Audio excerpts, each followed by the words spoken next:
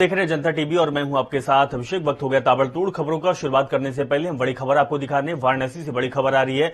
वाराणसी को प्रधानमंत्री मोदी आज देंगे करोड़ों की सौगात। तो आज प्रधानमंत्री का वाराणसी दौरा है और 2100 करोड़ की 25 परियोजनाओं की सौगात भी देंगे प्रधानमंत्री मोदी। 1200 करोड़ की 4 परियोजनाओं का शिलान्यास करेंगे। 500 करोड़ के अमूल प्लांट का भी शिलान्यास पीएम मोदी करेंगे। साथ ही 20 लाख परियोजनाओं को घरौनी जारी करेंगे प्रधानमंत्री मोदी। तो हम आपको वाराणसी से ये बड़ी खबर दिखा रहे हैं और वाराणसी आज प्रधानमंत्री का दौरा है। तस्वीर भी हम आपको दिखा रहे हैं कि प्रधानमंत्री मोदी कार्यक्रम स्थल पहुंच चुके हैं, अधिकारियों और पदाधिकारियों से मुलाकात कर रहे हैं, साथ में जो परियोजना है परियोजना को देख रहे हैं, समझ रहे हैं और बातचीत कर रहे हैं। लाइव तस्वीर हम आपको दिखा रहे हैं वाराणसी से। तो प्रधानमंत्री मोदी आज वाराणसी पहुंच चुके हैं। उनका दौरा है, दौरा बेहद ही खास, बेहद ही अहम कह सकते हैं। उनका संसदीय क्षेत्र भी वाराणसी है और प्रधानमंत्री मोदी के साथ सीएम योगी आदित्यनाथ भी मौजूद हैं। परियोजनाओं का लोकार्पण कर रहे हैं, देखरेख कर रहे हैं और अधिकारियों और पदाधिकारियों से समझ रहे हैं बारीकी से। और इसके साथ ही हम आपको दूसरी तस्वीर भी दिखा रहे हैं जहां पर हजारों और लाखों की संख्या में दर्शक लोग मौजूद हैं। अब कुछ ही क्षणों बाद कार्यक्रम स्थल पर प्रधानमंत्री मोदी पहुंचेंगे और इसके बाद इन लोगों को संबोधन करेंगे जो कि प्रधानमंत्री को सुनने के लिए हजारों की संख्या में मौजूद हैं। तो कार्यक्रम स्थल की तस्वीर और दूसरी तस्वीर आपकी टीवी स्क्रीन पर प्रधानमंत्री मोदी की लोकार्पण की तस्वीर है। जो परियोजना जो शिलान्यास करेंगे कुछ ही समय बाद, उस परियोजना के बारे में समझ रहे हैं और उनके साथ सूबे के मुखिया योगी आदित्यनाथ भी मौजूद हैं। तो लगातार चुनावी दौरा कह सकते हैं प्रधानमंत्री मोदी का और लगातार 15 दिन के अंदर ये चौथी पांचवी बार आप देखे होंगे कि प्रधानमंत्री मोदी उत्तर प्रदेश की सरजमी से हुंकार भरते हुए दिखाई दे रहे हैं। और प्रधानमंत्री मोदी आज फिर, इससे पहले इनका दौरा प्रयागराज का था। प्रयागराज के दौरे के बाद आज अपने गृह जनपद, अपने संसदीय क्षेत्र वाराणसी पहुंच चुके हैं। वो तस्वीर भी हम आपको साझा कर रहे हैं और एक तस्वीर ये भी दिखा रहे हैं कि मंच सजा हुआ है। अब कुछ ही क्षणों बाद प्रधानमंत्री मोदी इस मंच पर पहुंचेंगे, परियोजना का शिलान्यास करेंगे और इसके बाद जो हजारों लाखों की संख्या में भीड़ मौजूद है उनको संबोधित करेंगे। जो चुनावी आगाज हो चुका है, शंखनाद हो चुका है और लगातार प्रधानमंत्री मोदी अब उत्तर प्रदेश के दौरे पर चल रहे हैं और ये कह सकते हैं कि चुनावी जो बागडोर है वो प्रधानमंत्री मोदी के हाथ में आ चुकी है। कमान संभाल चुके हैं, लगातार दौरे कर रहे हैं, योजनाएं दे रहे हैं, सौगातें दे रहे हैं और साथ में जन संबोधन भी करते नजर आ रहे हैं। तो प्रधानमंत्री मोदी आज वाराणसी को 1200 करोड़ रुपए की 4 परियोजनाओं का शिलान्यास करेंगे, सौगातें देंगे और साथ में 500 करोड़ के अमूल प्लांट का भी शिलान्यास पीएम मोदी करेंगे। इसके साथ 20 लाख परिवारों को घरौनी जारी करेंगे प्रधानमंत्री मोदी। तो आज कई सौगातें देंगे अपने संसदीय क्षेत्र वाराणसी को, यहां के लोगों को।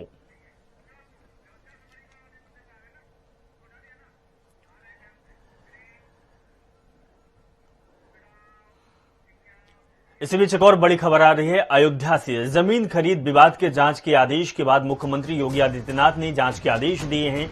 विशेष सचिव राधेश्याम मिश्रा करेंगे जमीन विवाद की जांच। तो कई अफसरों, कई नेताओं पर जमीन खरीदी का आरोप है। विकास योजनाओं के आसपास जमीन खरीदी का आरोप लगाया गया है। प्रियंका गांधी और मायावती ने सरकार पर कई सवाल उठाए हैं।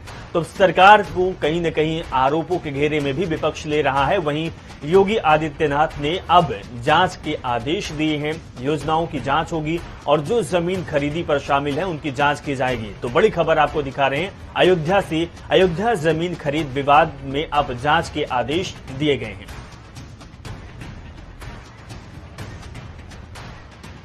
बीएस लाठी हमारे संवाददाता अयोध्या से जुड़े हुए, उनके पास चलते हैं। बीएस लाठी, अब नया दाव आ चुका है। अब जो जमीन खरीदी का मामला है, विवाद चल रहा था, उस पर अब जांच के आदेश दिए गए हैं सीएम के द्वारा।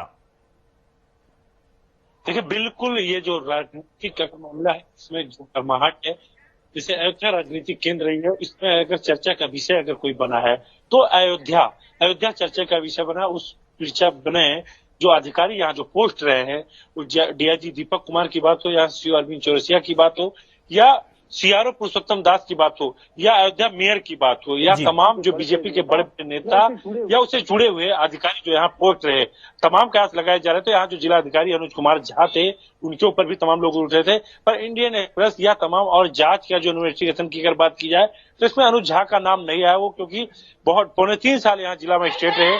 अनुज झा का नाम तमाम लोगों ने उछाला था, पर जो इंडियन एक्सप्रेस अखबार हो या तमाम और जो लोगों की अगर बात की जाए तो उसमें इनका नाम नहीं आया। इसमें कई लोग अधिकारी हैं, जैसे यहाँ पोर्ट से जो मंदिर उद्घाटन का समय था तो डीआईजी दीपक कुमार थे, उस समय डीआईजी अलीगढ़ है। अयोध्या के मेयर ऋषिकेश उपाध्याय, उनका ट्रस्ट में जमीन घोटाले में का बड़ा नाम आया था कि सिकंडो में 22 करोड़ रुपए से लेकर, और अनिल मिश्रा का भी नाम आया था।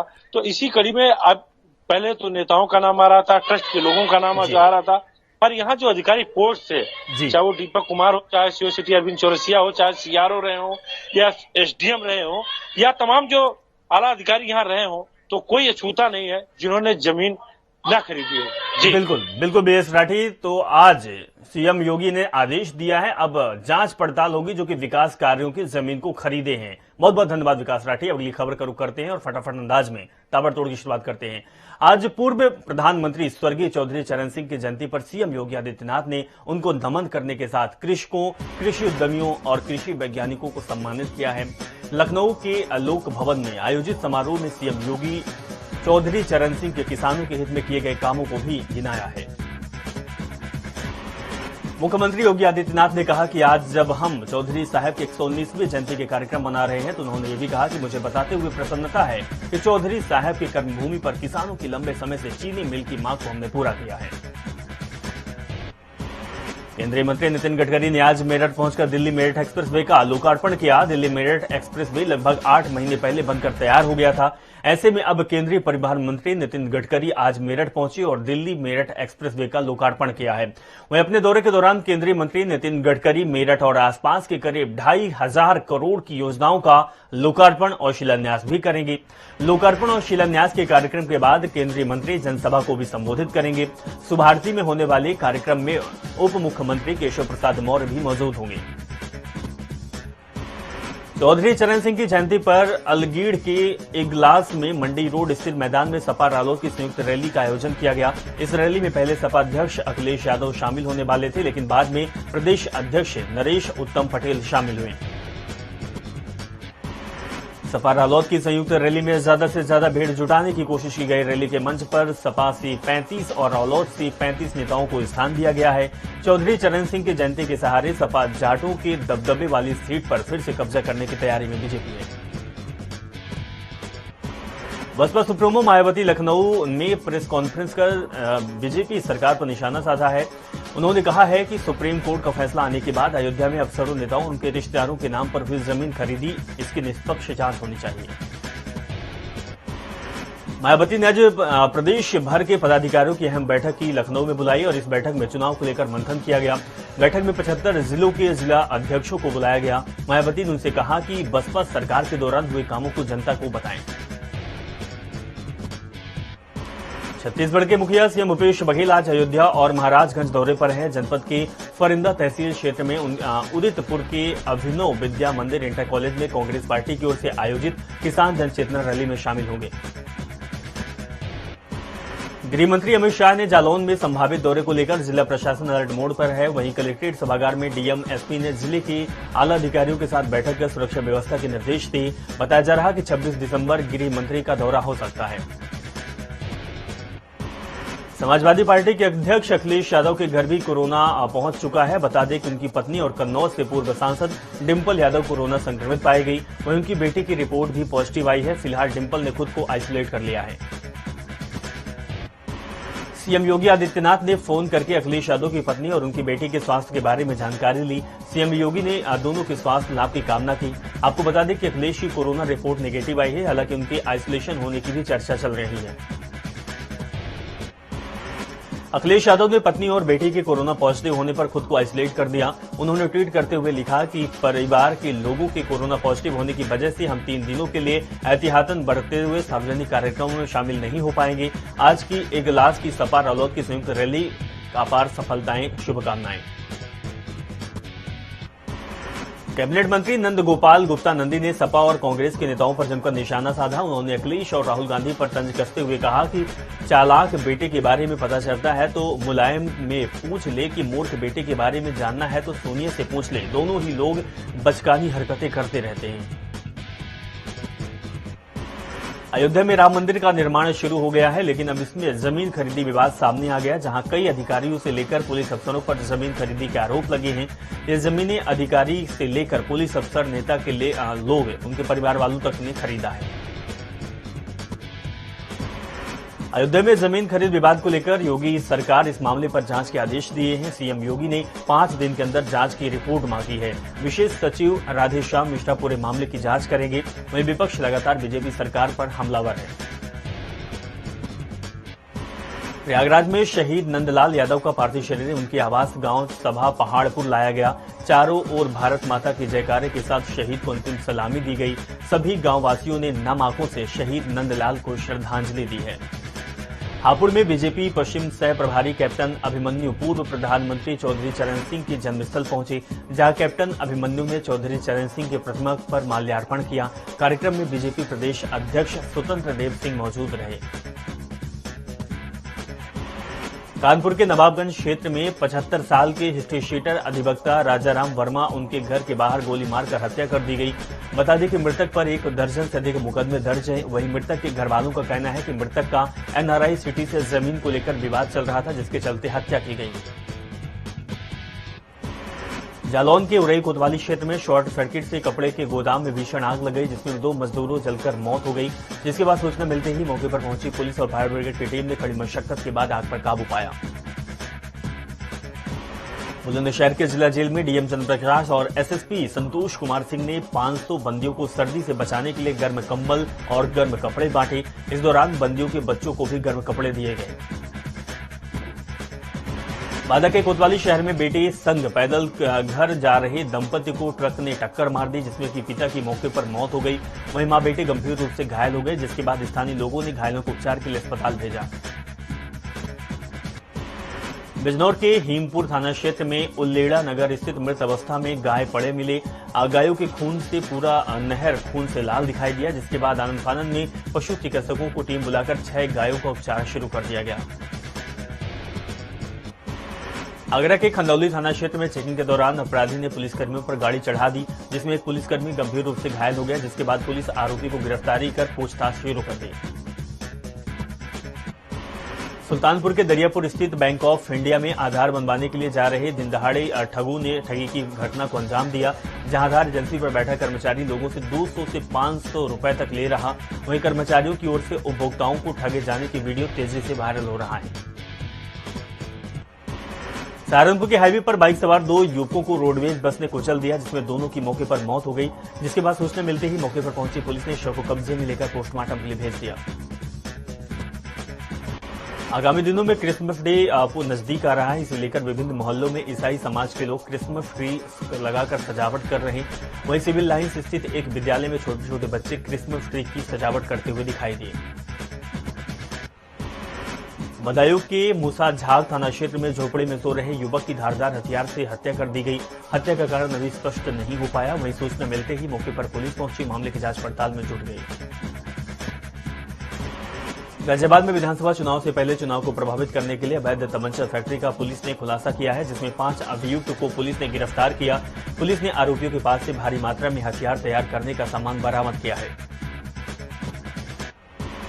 झांसी के बड़ा गांव थाना क्षेत्र में शांति कंस्ट्रक्शन क्रेशर पर एक मजदूर की क्रेशर मशीन चपेट में आने से मौत हो गई, जिसके बाद सूचना मिलते ही मौके पर पहुंची पुलिस ने शव को कब्जे में लेकर पोस्टमार्टम के लिए भेज दिया। एटा के जैथरा थाना क्षेत्र में एसएसपी के निर्देश पर पुलिस की अवैध कच्ची शराब माफियाओं के खिलाफ छापामारी कर 70 लीटर अवैध कच्ची शराब और 2000 लीटर लहन नष्ट किया गया। वहीं शराब माफिया पुलिस को देख मौके से फरार हो गए। हरदोई के शहर कोतवाली क्षेत्र में मामूली विवाद को लेकर जिला महिला अस्पताल गेट पर जमकर मारपीट हो गई। वहीं मारपीट के दौरान भारी भीड़ जमा हो गई, जिसके बाद लोगों को समझा बुझाकर दोनों पक्षों को शांत करवाया गया। फतेहपुर के भिटौरा क्षेत्र में यूरिया खाद में मारामारी शुरू हो गई है। सोसाइटी में किसानों को लंबी कतार लगानी पड़ रही है, लेकिन शाम तक भी किसानों को खाद नहीं मिल पाई, जिससे परेशान होकर किसानों ने हंगामा काटा, जिसके बाद मौके पर पहुंची पुलिस मामले को शांत करवाई। आगरा के प्रतापपुरा चौराहे पर बने एचपी पेट्रोल पंप पर पेट्रोल की जगह पानी मिलाया जा रहा। बाइक और कारों की टंकी में पेट्रोल की जगह पानी डालकर ग्राहकों के साथ धोखाधड़ी की जा रही। वहीं पेट्रोल भरवाते आए ग्राहकों की गाड़ी बंद होने पर लोगों ने पेट्रोल पंप मालिक के खिलाफ जमकर हंगामा काटा। बदायूं के हजरतपुर थाना इलाके के अलावा अलाव लगाकर ताप रहे लोगों के ऊपर लकड़ियों से भरा ट्रैक्टर ट्रॉली पलट गया, जिसमें 4 मजदूर लकड़ी में दब गए, जिसके बाद चारों को इलाज के लिए भर्ती किया गया, जहां एक व्यक्ति की मौत हो गई। हरदोई के हरपालपुर क्षेत्र में प्यार में पागल एक प्रेमी ने सरेआम अपनी प्रेमिका को चाकू से गोदकर मौत के घाट उतार दिया। वहीं घटना के बाद इलाके में सनसनी फैल गई, जिसके बाद सूचना मिलते ही मौके पर पुलिस पहुंची, शव को कब्जे में लेकर पोस्टमार्टम के लिए भेज दिया। बुलंदशहर के सिकंदराबाद औद्योगिक क्षेत्र में दवाई की कंपनी में भीषण आग लग गई। वहीं आग लगने से देखते ही देखते कंपनी में रखा लाखों का सामान जलकर खाक हो गया, जिसके बाद सूचना मिलते ही मौके पर पुलिस पहुंची और फायर ब्रिगेड की टीम से आग पर काबू पाया। मुजफ्फरनगर के नई मंडी थाना क्षेत्र में ड्रग्स इंस्पेक्टर ने छापेमारी कर लाखों रुपए की नकली दवाइयां बरामद की है। वहीं अचानक पुलिस को देख दवा व्यापारियों में हड़कंप मच गया। लखीमपुर खीरी में शारदा नगर क्षेत्र में बाघिन अपने 3 बच्चों के साथ रोड पर घूमती हुई दिखाई दी। बता दें कि बाघ के हमले से शहर के कई लोग उनकी जान जा चुकी है, जिसके बाद सूचना मिलते ही मौके पर वन विभाग की टीम पहुंची और बाघिन की तलाश में जुट गई।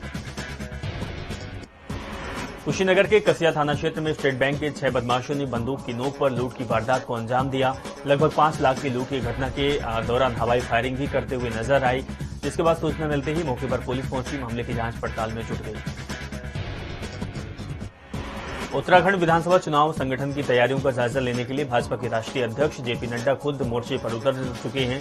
जेपी नड्डा 26 दिसंबर को देहरादून दौरे पर हैं। संयोजक और प्रभारियों के साथ जेपी नड्डा मीटिंग करेंगे।